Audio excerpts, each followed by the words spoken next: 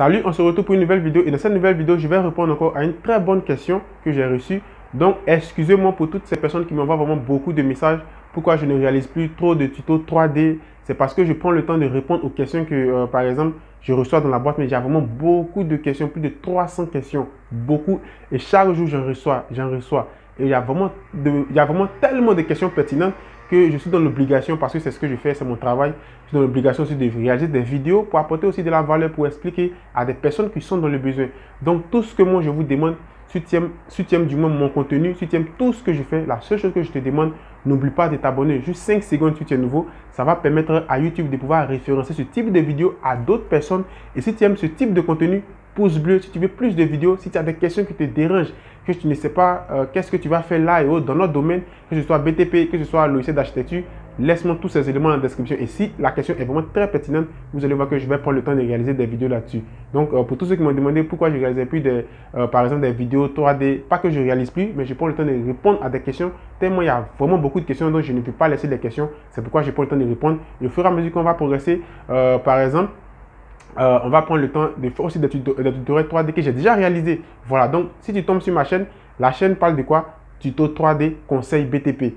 Voilà, c'est deux thèmes que j'explique sur cette chaîne. Voilà, donc on va répondre à la question ensemble. Et si vous avez aussi votre mot à dire, je sais que sur la chaîne, il y a des techniciens, il y a des gens qui sont dans le BT, il y a des architectes, il y a des gens qui ont la licence, il y a des gens qui ont le master, il y a des gens qui font de la décoration intérieure. Il y a beaucoup de personnes qui me suivent sur la chaîne en fonction de leur domaine que je sais déjà.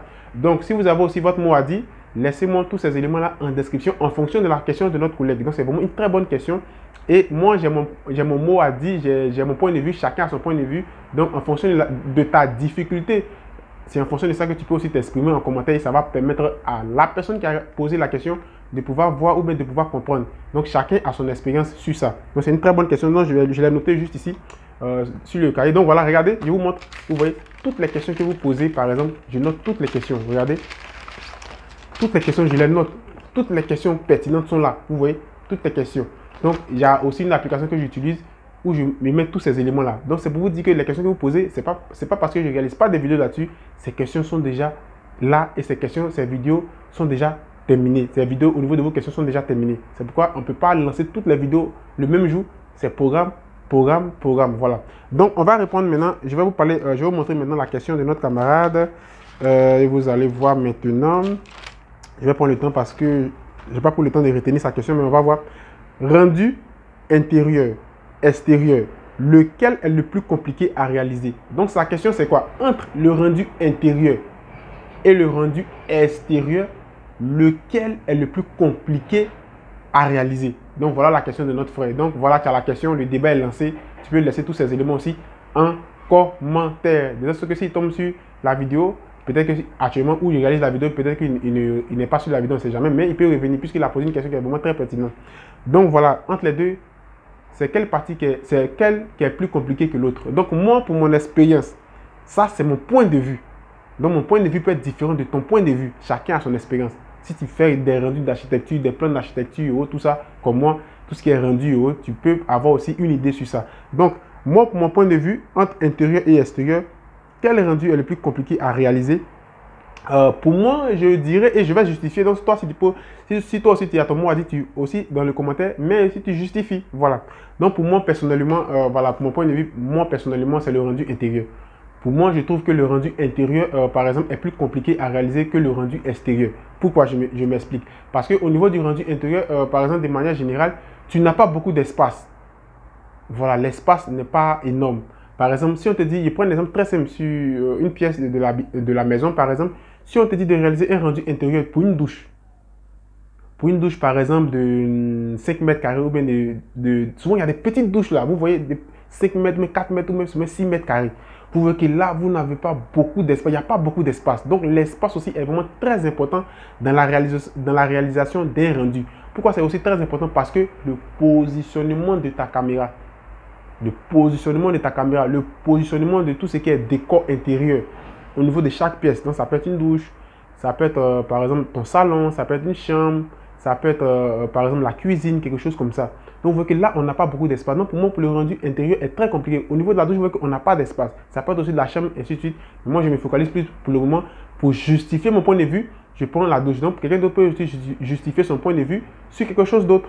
Voilà, donc le rendu intérieur pour moi est plus compliqué à réaliser que le rendu extérieur. Vous voyez qu'il n'y a pas d'espace. Et lorsque tu veux venir déposer tout ce qui est décoration intérieure, imagine, c'est un 6 mètres carrés, c'est un exemple. Hein. C'est un 6 mètres carrés au niveau de la réalisation de ton rendu intérieur, au niveau de la douche, par exemple. Vous voyez, d'abord, tu vas placer ta caméra, tu vas faire tout ce qui est réglage au niveau de la perspective. Dans la douche, forcément, tu vas aménager tous ces éléments. Tu vois que l'espace même te dérange déjà. Donc, il faut être vraiment quelqu'un qui est vraiment hyper fort, un professionnel qui positionne très bien sa caméra pour pouvoir souvent s'en sortir. Placer tout ce qui est jeu de lumière et autres. Voilà. Donc, de manière générale, lorsque tu regardes tous ces détails-là, je pense que le rendu intérieur est beaucoup plus difficile à réaliser que l'extérieur. Donc, pour l'extérieur, pourquoi je le trouve plus facile? Je vais me justifier parce que là, tu as une grosse vue. C'est-à-dire que tu as de l'espace, tu as l'extérieur, tu as de l'espace. Tu peux bien naviguer au niveau du mode de navigation 3D du logiciel que tu utilises, soit 3ds Max, soit par exemple H4, soit SketchUp, soit Blender, soit Cinema 4D. Tu vois que là, tu es à l'extérieur, tu as de l'espace, tu as vraiment une grande vue d'ensemble sur tout. Donc, tu peux bien réaliser tes mouvements, tu peux bien te déplacer. Par contre, à l'intérieur, pour te déplacer, c'est pas facile. C'est pas du tout facile. Généralement, si tu ne sais pas bien configurer, tu vas voir que lorsque tu te déplaces, tu peux tomber dans une autre maison. Par exemple, généralement, ça se passe beaucoup sur SketchUp et sur d'autres logiciels. Tu vas voir que lorsque tu veux pivoter en mode, tu veux par exemple faire une rotation, de la douche, tu peux te retrouver facilement dans, par exemple, le salon. Parce que tu vas sortir au niveau de la caméra. Donc, c'est très, très compliqué souvent. Pourtant, l'extérieur, tu as tout. L'espace est là. L'espace est vraiment là. Tu as une grosse vue. Tu sais, tu peux bien te déplacer. Tu peux te déplacer facilement à l'extérieur. Donc, c'est en fonction de tous ces éléments-là et autres que moi, sur mon point de vue, c'est en fonction de tout ça, je dis que, par exemple, le rendu intérieur est plus compliqué à réaliser que le rendu, par exemple, extérieur. Voilà, est plus compliqué à réaliser. Donc, si toi, tu regardes ma vidéo jusqu'à maintenant, peut-être que tu as ton mot aussi à dire. Je ne suis pas rentré dans d'autres encore explications. Il n'y a pas d'autres explications que j'ai encore mis derrière.